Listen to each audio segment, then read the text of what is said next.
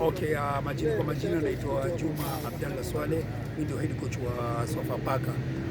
Tumekuja leo katika mpira huu ambao kwamba mpira wenyewe wa leo ni pia huko masikitiko kwa sababu one of the players, mchezaji muhimu, kiungo muhimu sana cha wa Kakamega Homeboys alipoteza maisha yake katika mambo ya kifamilia.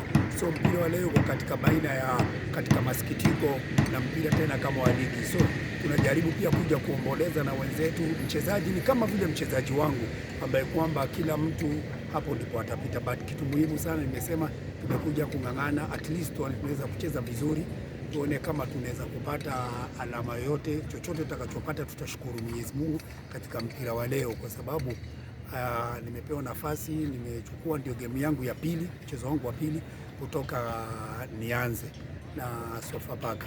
But nashukuru pia na nina imani kabisa tutaweza kujinasua, tutacheza mpira mzuri, pia watu watapendelea kwa siku ya leo.